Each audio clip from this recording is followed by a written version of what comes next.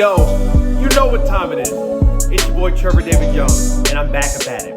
I had a little moving action. Y'all see I've been putting up the shorts though, but it's time for these reviews. Let's jump right in. My Hero Academia, Season 6, Episode 14, Hellish Hell. An interesting episode, so let's get it. The positives. Okay, right off top, they got the new opening. I like the new opening. It's hot. You know, the animation on it is superb. It's top tier. It's my hero. You got Midoriya, and speaking of Midoriya, the new costume. Of course I like the new costume. He's got the shawl going. I don't read the manga, so, you know, the manga readers probably know exactly what this costume is. To me, this is new, and it looks dope. And like any anime opening, it shows you like what's coming in the season, you know, ahead of this episode. So I'm very excited for what's coming, okay? So skipping forward a little bit, they showed the villains getting wrangled up. My man Edgeshot, that dude was OP. Like, he folded into his little paper thing, his little needle, hit it with the ninpo, the ninja art, and just went right through this dude's chest. Like one of these dudes. Do you know how OP this dude is? He could like literally become like a needle. Like he just becomes, and it's like sharp too. It's not weak. You know what I'm saying? It's not weak. Went straight through homeboy's chest. I'm like, yo, why is this dude so OP? Shout out Edgeshot. Shout out being OP. All right. So the heroes at this point have captured the vast majority of villains. They got them on the ropes. Something like 17,000. That's legit. They pretty much shut down their whole operation. But guess who they didn't catch? Shigaraki and All for One. So you still got some issues. But shout out to the heroes for doing a great job. They got all of them. They got the vast majority of them. But you got the two strongest ones who might be worth all of the rest of them put together. If not a little bit more still on the loose. So shout out for that. But they did something. Something happened. You know what I'm saying? All right, so they go out to like, not the battlefield, the cleanup field where they're like helping people get back, you know, get back to normal, saving people. And there's this one guy who just has like a panic attack. He's like, nah, I quit. Like, I can't do it. I laughed out loud when I saw that part. What do I say at the end of every one of my videos? Stay up. You don't want to be this direction in life. You want to be this direction. Never quit. That part to me was like genuinely funny because that's what quitting looks like. You just, keep going. Stay up. All right? Okay. And the funniest part of the episode.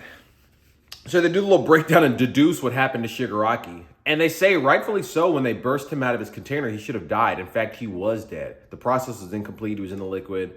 They pseudo-accomplished their mission. The dude with the laser should have cut his head off, but we all know how that turned out. Shigaraki was rocking his cape for a while. At any rate, they actually confirmed he was dead.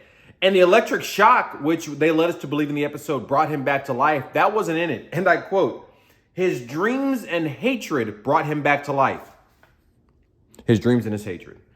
I literally laughed out loud at that part. Mans was dead, but he was so angry. He's like, nah, I got more destruction. I got more stuff to hit my decay quirk with. I got more to do. That it brought him back to life. He wasn't knocked out and it woke him back up. He was dead and it brought him back to life.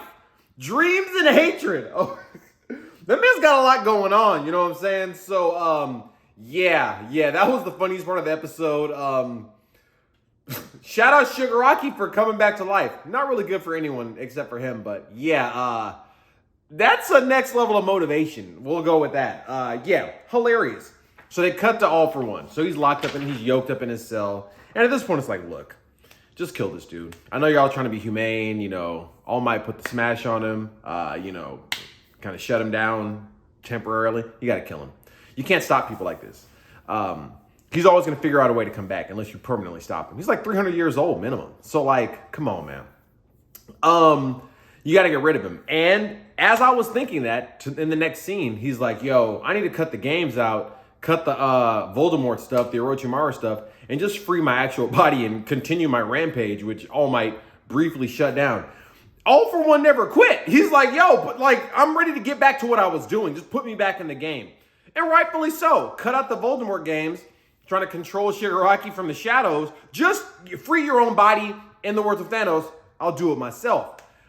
Which just confirmed what I said. You just need to kill him. Give him a little serum. He's extremely strong. Maybe getting up there toward All Might, but he's not invulnerable. You can kill him, and they need to. So, that should be 9 near impossible, though, because he's in a government-held facility. Tartarus, which I think is like underground.